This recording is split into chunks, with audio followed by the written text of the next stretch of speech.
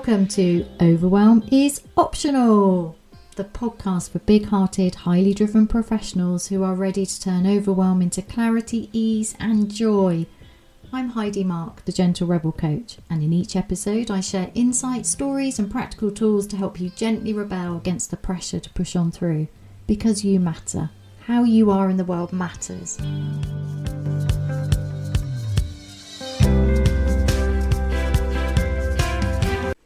Hello. Welcome to the next episode of Overwhelm is Optional, Season 2, The Gentle Rebellion into Deep Heartfelt Success. So that's my working title for this. I'm not doing, as you know, if you listened to last week, I'm not doing a big launch. I'm not rebranding. I'm not making a fuss. I'm just gently and firmly rebelling against all of that and saying, okay, it's my podcast. I want to extend it further. So what I thought I'd do is start by talking about what I mean. So when I'm talking about overwhelm is optional, what do I mean? When I'm talking about the gentle rebellion into deep heartfelt success, what am I talking about? Now, if you've been around here for a while, you probably know, but will enjoy the clarity. And if you've just rocked up, I'm sure you'd really like to know. So let's do this. So firstly, overwhelm is optional. So this comes from the idea that when I burnt out and I looked back, I obviously did lots of self-blame. I should have known better. I should have done this, blah, blah, blah, blah, blah, all the ways we do. And then I realised that there was nothing I could do about it because actually I couldn't see clearly enough to know what I needed to do. And I blamed overwhelm, which was a really good thing to do because it enabled me to then actually do something about it. And because I'd done some retraining with a Zen master and I'd retrained as a Zen yoga teacher, I had the skills, even though, yeah, that's interesting, isn't it? I had the skills before because I'd done all the mindfulness and meditation stuff. But anyway, hey ho, I now felt able, this is 7 years ago, to think about not turning, that's another stage. Making overwhelm optional by taking it more seriously, using it as guidance, using it as useful information and saying, okay, so when I do things through overwhelm, this is what happens. And when I pause first and get out of overwhelm, this is what happens. So all of that feedback's really, really useful for navigating my life more skillfully. And this was my Zen learning and practice, infused into the evidence-based psychology, which I had previously. And I found this really helpful because it allowed me to drop the judgment. And I think it's the self-judgment that was holding me back, the idea that I ought to know better. Because as somebody who is intelligent and well-read like you, we know the stuff. It's not that we don't know the stuff, it's that we don't know how to turn it into an embedded practice that works. It's the using of it because there's so much information. And it's not that any of it's wrong. Well, a lot of it's wrong, but it's whether it's right for you. And for me, learning the benefits of allowing my body and my heart to weigh in on the conversation and to support my mind in navigating my life was revolutionary. Absolutely revolutionary. It completely changed my life. It's where this podcast comes from. It's where my work starts from. Fundamental principles. There's nothing wrong with me. There's nothing wrong with you. There's nothing wrong with the situation. It may look like everything needs to change externally for you to be able to think straight, switch off, sleep properly and get your life back. But what if that's not true? What if it is, what if it could be true? It may or may not be true, but the point is, it's all an inside job and it's easier and more effective and also fundamentally necessary to create transformation from the inside out anyway. You then might want to afterwards make changes externally, but the changing of things externally does not always, as I'm sure you know really well, doesn't always result in things feeling better internally. So our power resides within us. It is far more effective to take responsibility for ourselves and practice some form of self-development that doesn't tip us into this endless self-improvement where if only I was better in a million different ways, everything would magically fall into place. But instead, self-acceptance, self-acknowledgement, self-awareness, the real self-development, the stuff where you come to that deep self-knowledge that actually you're all right. You're all right. You're doing all right. Everything's okay. Can drop all that anxiety and worry about trying to control the universe in order to feel safe, or to justify your existence, or to feel like you're worthy and of value, that you're worth taking up space on the planet. Anyway, overwhelm is optional, and it's absolutely essential, in my opinion, to make it so, because when you're out of overwhelm, you are nicer to be around and you are more effective. You can think clearly. You not only can focus better, but you are more likely to focus on the things that actually matter and be able to drop the things that don't, or to park them and make them wait without them nagging you and waking you up in the middle of the night. You are more present to the joy that is already here. You feel more at home in yourself. You feel safer. You just feel better because you're operating at a higher performance. Yeah, I don't like high performance just because it can get very shouty and pushy. You're operating more skillfully. You're operating from a higher functioning version of yourself. You're just operating in a different way, a different space. It's a major human upgrade, which is why for however many thousands of years people have meditated. Because without some form of mind-based soothing training, the mind is pretty crazy because it's fear-based, and it's fear-based in order to keep you safe, but not necessarily feeling safe, and definitely not happy, because being happy doesn't necessarily keep you alive. And from an evolutionary point of view, we are descended obviously from people who stayed alive, not the people who were necessarily happy. There's a difference. If you want happiness, you're going to have to do things differently. The how we do things differently is the gentle rebellion. Why? Because I don't know about you, but I can get quite determined and forceful and shouty, and I've got this new idea and it's really exciting, and taking a big stand and making grand announcements and blah, blah, blah, blah, blah. It's hard work. It's hard work going against the grain when everybody around you is overwhelmed, either with their knowledge or without their knowledge. But when everybody around you is overwhelmed, and when everybody around you believes that that's just the necessary price you pay, that that's just the way things are, that you expect to be overwhelmed, that you want the moon on the stick if you expect to have this much in your life and not be overwhelmed, you're just asking too much.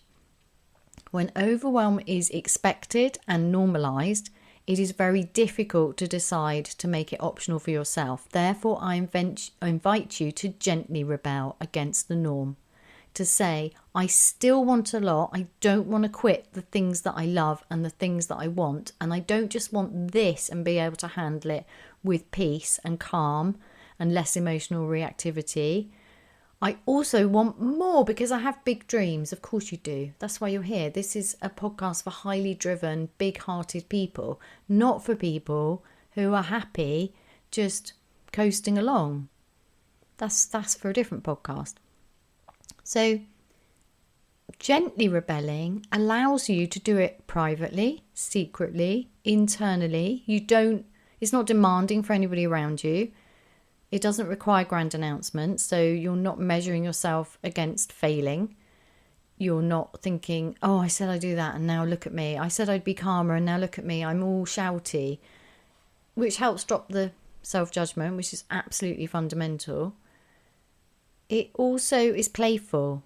I don't know about you, but I love the word rebel, rebellious. I'm a natural rebel, always have been. It's just who I am. But when I do it in a kind of forceful way, I'm not doing that, this is how things should be, it's draining. It's not great, and it's hard. It's just harder because I'm making a stand. Instead, if I gently rebel, then it's just more fun. It's lighter. It has a playful energy. For me, it's energizing, the gentle rebellion. So I call myself, and am known as, the gentle rebel coach. So I'm coaching people in a gently rebellious way back to themselves. I'm saying, look, you want a lot. This is the cost because you believe you can only do it by pushing through overwhelm into exhaustion. But what if you could do it a different way? And what would that different way look like? And let's find out together. It's also a gentle rebellion against the idea there's something fundamentally wrong with you or the world. Because when we think there's something fundamentally wrong with ourselves, the situation, or the world, or other people, and we need to change ourselves dramatically or change, everybody's behaviour around us needs to change in order for us to feel a certain way, or the world needs to be so much better. And we could all do that all day, couldn't we? The world needs to be so much better in a million different ways. But the thing is, the world is what it is, and we're all part of the world. And how much change can you implement on the world? And how many people with really good intentions, the road to hell is paved with good intentions. There are all sorts of people who were inspirational leaders who did terrible, terrible things, which looking back, you can see, they're evil. But when they came along, obviously people didn't think they were evil, or they wouldn't have had a big following. Like, it's all very well judging the world and deciding you need to change it. But who are you to make everybody else conform to your own personal expectations? It's much easier and more effective to start with yourself, but not from a judgy point of view. So a big part of the gentle rebellion is this rebelling against the idea there's something fundamentally wrong in the first place. And instead, it's not that we don't want to be better. We do. But if you sit down, write down all the ways you think you need to be better and the way you think the world needs to be better, and it's endless. And is that any way to live?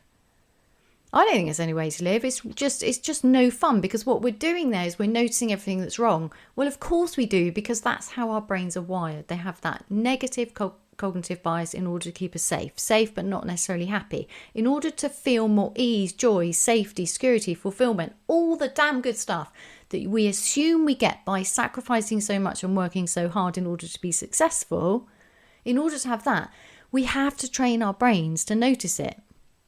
So by starting from the premise that there's nothing wrong, it's all just useful information, by neutrally noticing it, by gently rebelling against the idea the world has gone, mad, and that everybody needs to be better, like it's this constant self-improvement. Our relationships need to be better, and we should read more books, and we need to be fitter, and we need to have more energy, and we need to sleep better, and blah, blah, blah, blah, blah, blah, blah. Oh my God, have you had enough yet?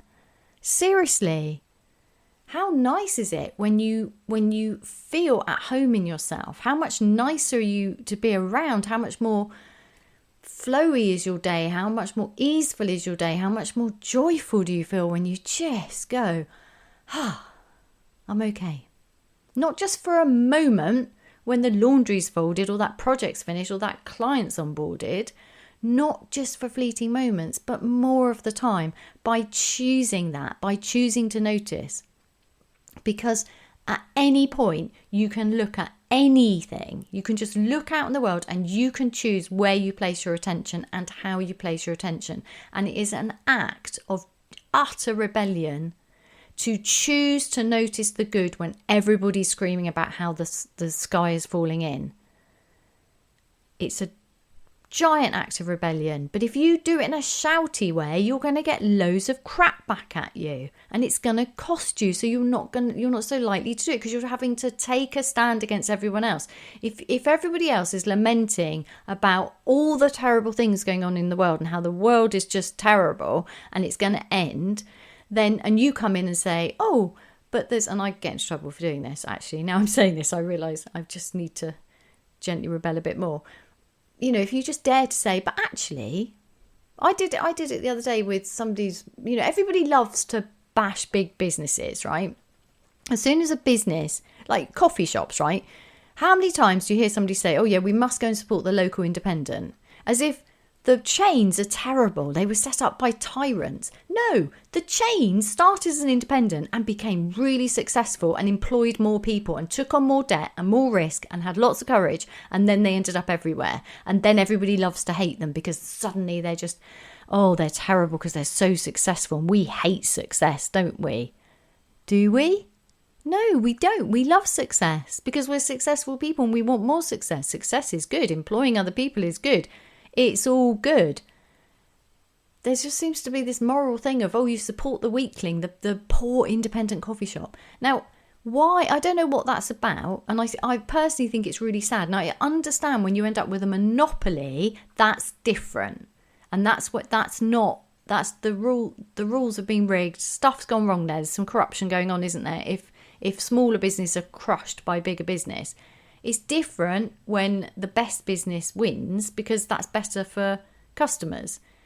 But there's usually, people want different things. If you like independent coffee shops, go there because the coffee's good. It's not too noisy. Man, what is it about coffee shops and noise?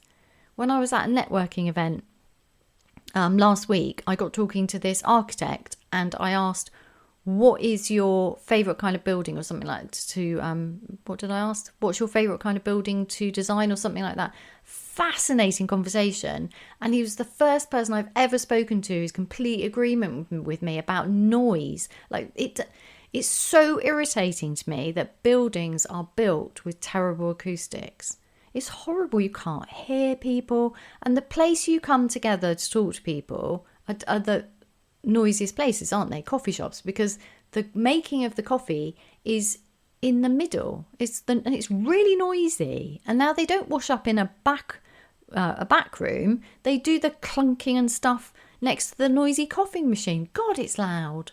It's painful. So for me personally, I don't really care whether you're a highly successful chain or an independent coffee shop. I care about the experience. So first of all, it's got to be really good coffee. Secondly, it's got to be a nice atmosphere. Thirdly, I really like it when the people serving you are professional.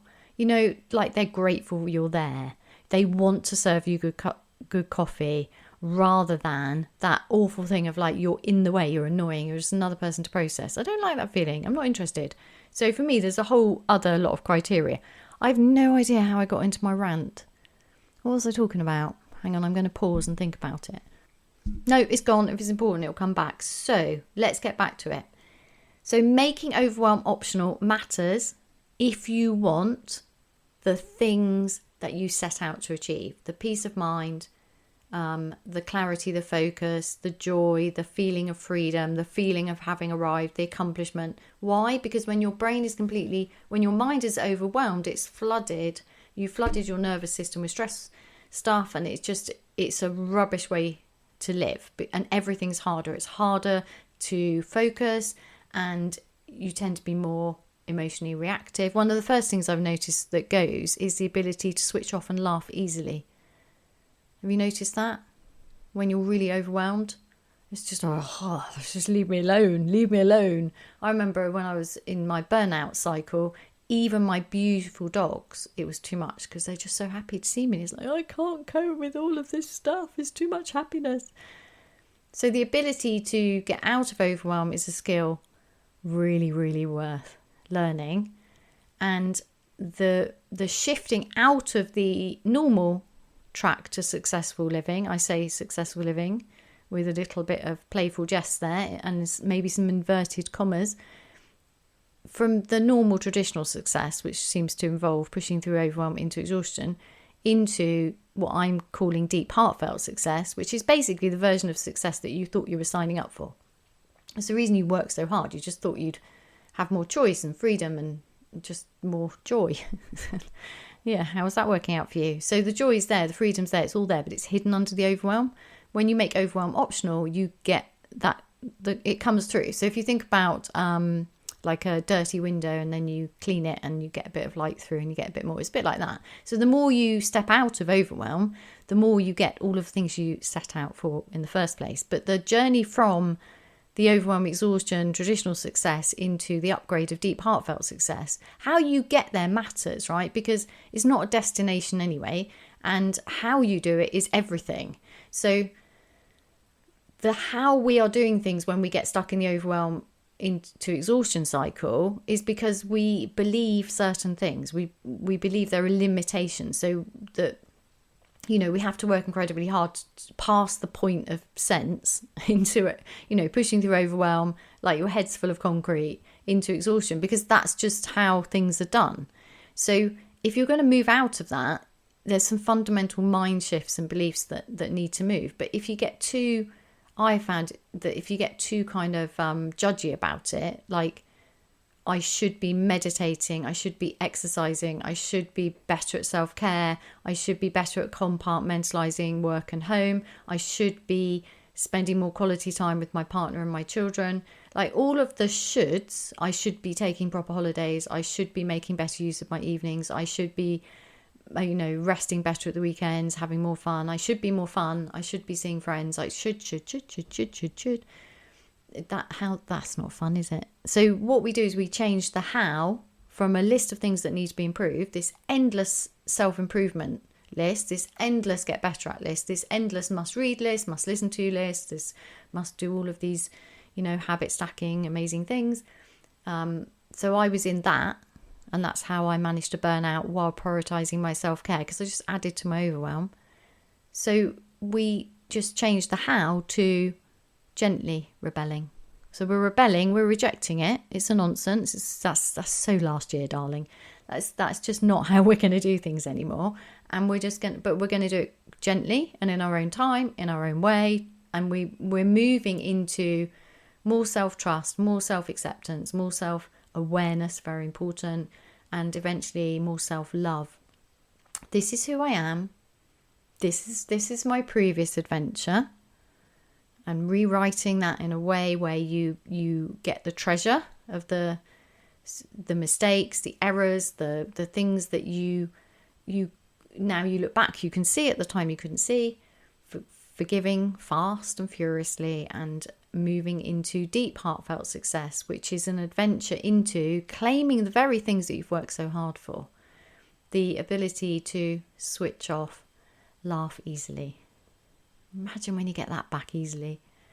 The ability to go on holiday without taking your work in your body and your mind, and be able to make full use of your holiday, as in to switch your attention from kick-ass work focus to switch off and enjoy your holiday without that awful drag where the first week is trying to unwind and feeling guilty because really there's things at work you really would like to be doing, or why will the stressful conversations not leave you, all that kind of stuff. And then by the time you've unwound, you've got to start winding yourself back up again. That's no fun. What if we could actually take holidays that were holidays? Imagine that. So cool. Anyway, so the Gentle Rebellion's got a lot in it, obviously, and I've done many previous podcast episodes about this, but I just wanted to lay it out at the moment. So overwhelm is optional because it's being in overwhelm is painful, frustrating, and largely ineffective.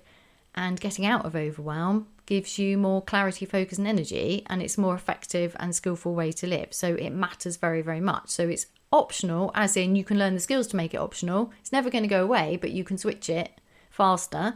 But it's also not optional if you want deep, heartfelt success. Now, how do I make overwhelm optional without going back and binging the entire podcast?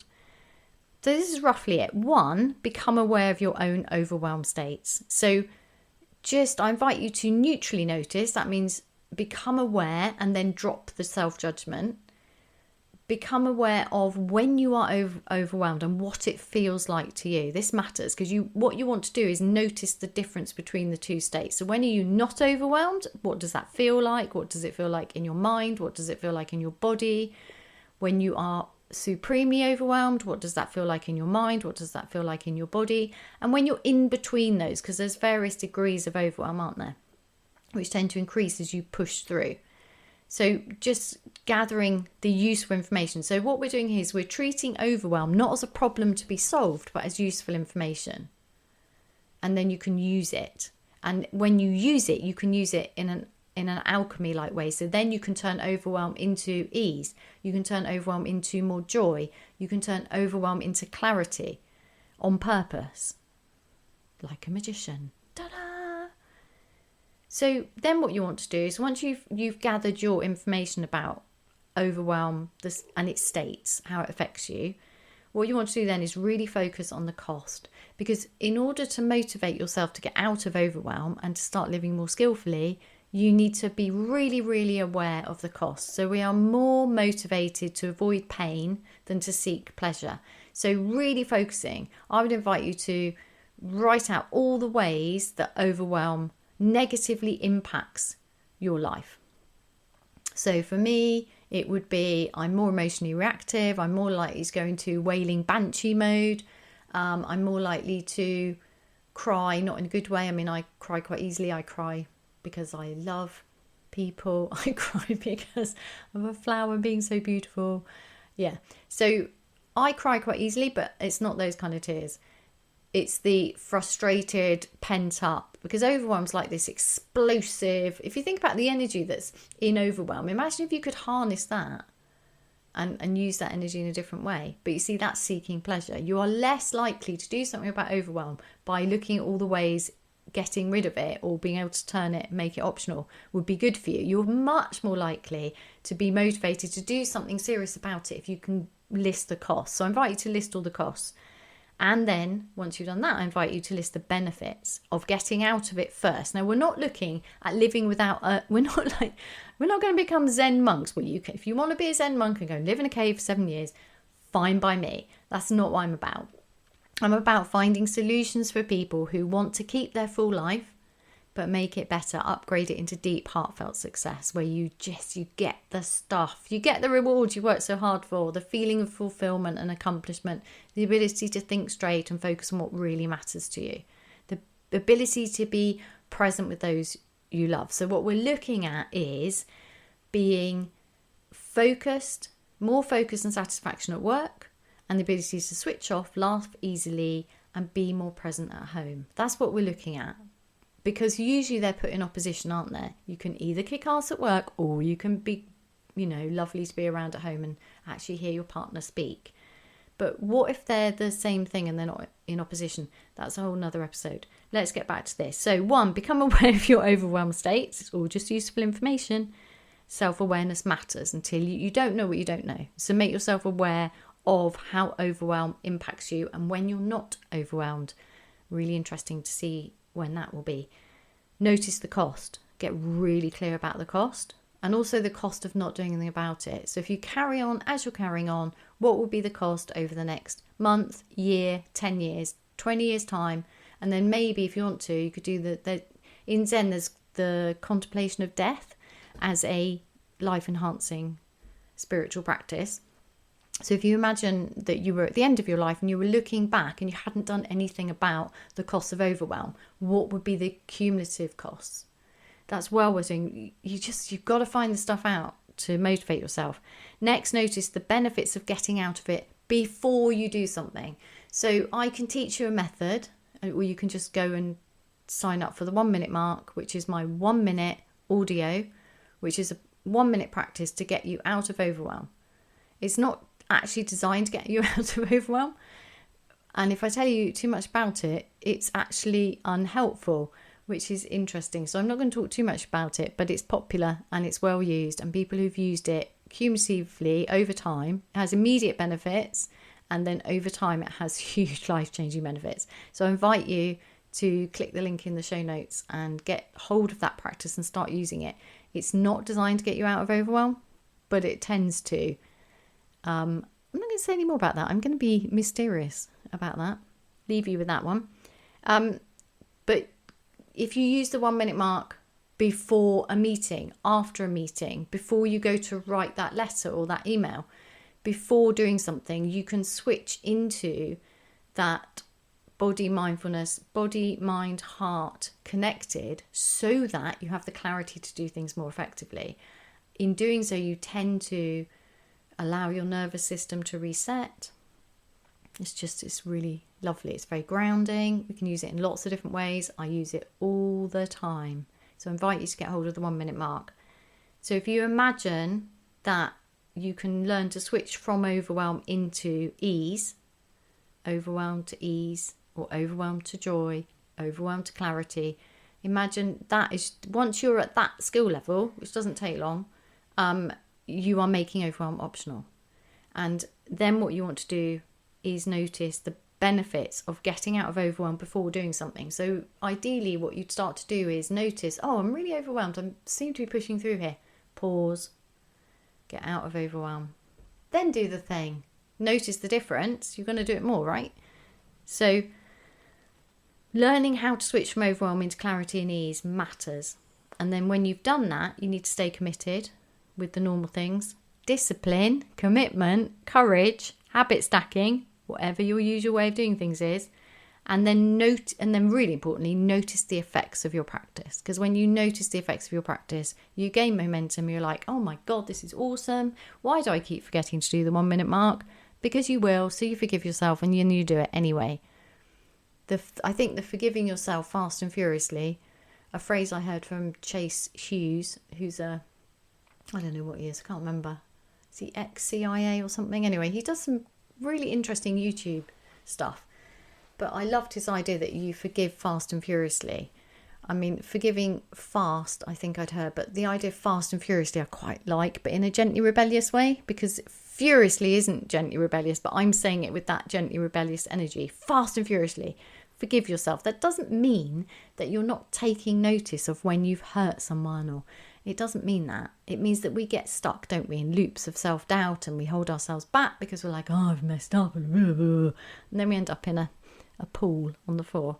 So that's it. I will say those 5 steps for you again, and then I'll give you some hints of how to do it. 1, become aware of your own overwhelm states. Notice the cost, notice the benefits of getting out before doing things. Learn how to switch from overwhelm into clarity and ease, like permanently learn it, and then stay committed. And then help yourself stay committed by noticing how you're upgrading your life. So, how do I switch, Heidi, from overwhelm to ease? Get a hold of the 1 minute mark would be my go-to thing, obviously, because I invented it and I've tried and tested it. I use it myself. It works. Or whatever works for you. So you might be a meditator. Use that. You might like another audio, somebody else. People like Paul McKenna, like whatever works for you. Just choose to notice the overwhelm and get out of it before doing something, and do that regularly, and you will make overwhelm optional. Pick something that works. The reason I like the 1 minute mark is it's a meditative practice which does lots of things, and they are all linked to the gentle rebellion. So it has within it the how, which is why it's not designed to have an outcome, because we're changing the how. Excuse me. So it's allowing you to notice neutrally. It's a practice of what I call neutral noticing, which is non-judgmental awareness. Very, very powerful. So you're dropping the shoulds and the oughts. You're dropping the I am trying to change my state. So I'm inviting you to neutrally notice rather than try and clear your head.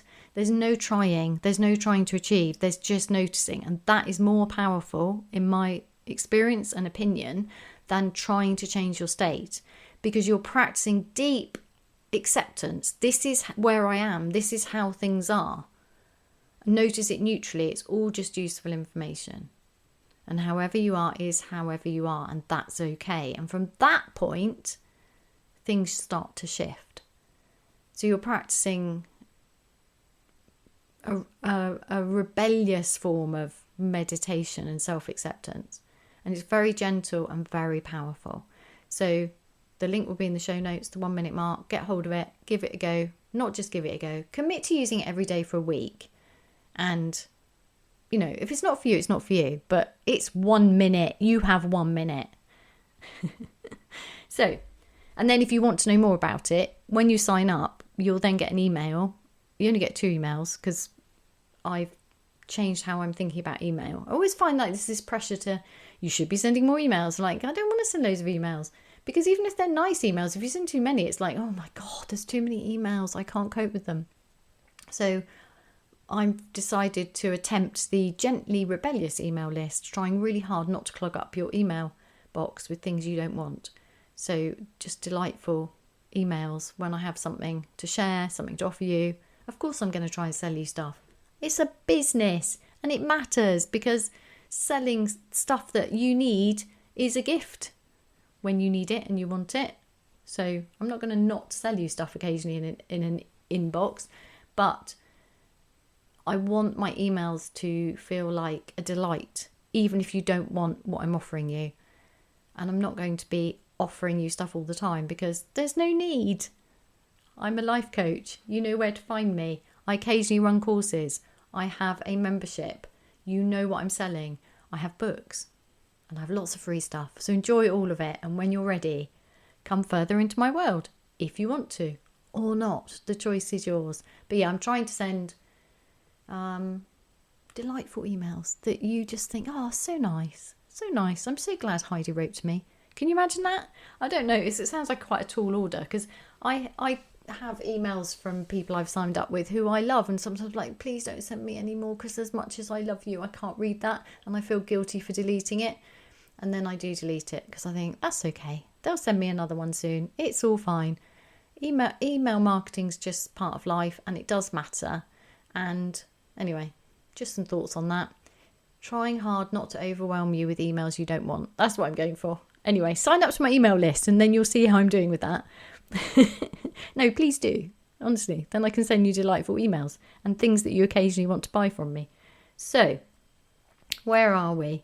Oh yes, so the second, you only get 2 emails if you sign up. You don't get if you sign up to the 1 Minute Mark, apparently I should send you 10 emails, but I don't. I send 2. One is giving you the download and the second one is to check in with you, see how you did, and offer you the First Steps in Deep Heartfelt Success course, which is a tiny mini course, but it goes into the 1 Minute Mark in depth. So if you want to know more, you can find out more.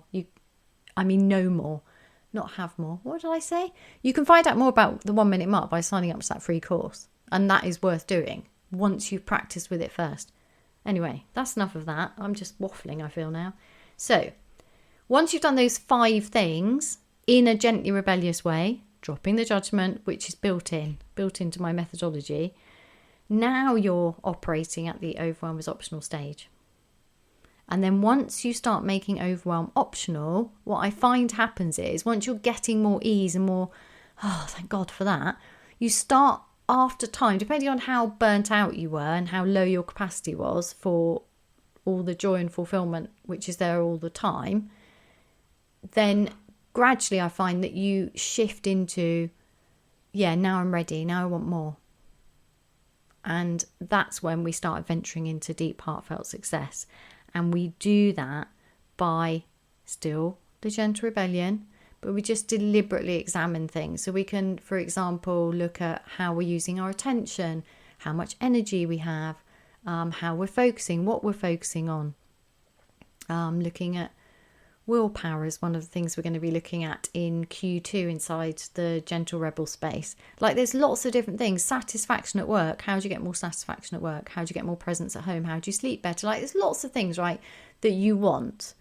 And deep heartfelt success isn't a destination. It's an adventure. So once you make overwhelm optional and you start to find more ease and space in your life, then in general, I find in highly driven people, they just want more. And the thing is, you don't need to do more to have more because the stuff you want is hidden under the overwhelm. It's just hiding. Like the feeling of success is hidden under the overwhelm caused by the needing to generate more success. Well, what if you could have both? What if you could sit in the previous success and enjoy that and harvest past successes because you've experienced them? You probably didn't have time to fully embody them because you had to rush to the next thing through overwhelm. So there's stuff to be harvested from your past, which can be embodied and brought forward now so that you can feel the success of past successes. And from that point, it is actually easier to generate more success because you are sitting in the energy of success. And it's also a whole lot more fun and enjoyable because you feel the success that you've worked so hard for. And at the same time, you hold the desire for more. And being able to hold both at once is a really interesting conundrum and idea. And I love that. And that's why I like the Zen idea of holding opposite things at once. It sounds impossible, but it's a beautiful thing, like structure versus freedom.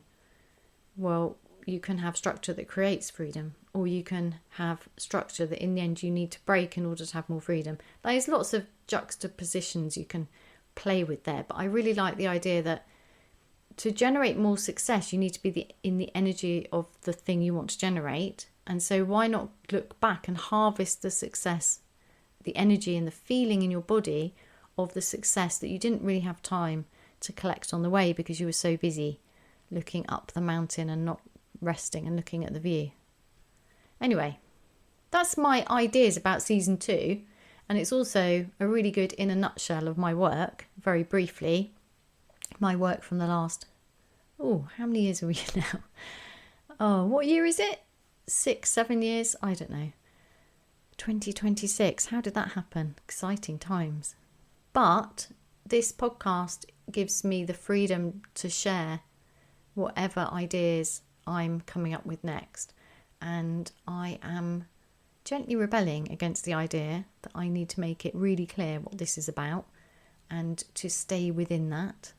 I'm going to just break the structure and give myself more freedom, while also having a structure that gives you clarity to know whether or not to subscribe and keep turning up whenever I release an episode. Structure and freedom all rolled into one. See you next week. Thanks for listening.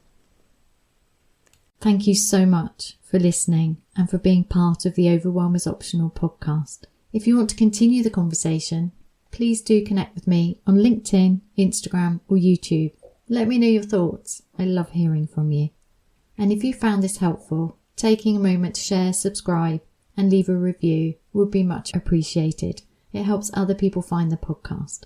If you're ready to turn overwhelm into joy, you'll find my books, resources and ways to work with me on my website, heidimarke.co.uk and on Amazon. All the links are in the show notes. Until next time, keep gently rebelling and making overwhelm optional for you.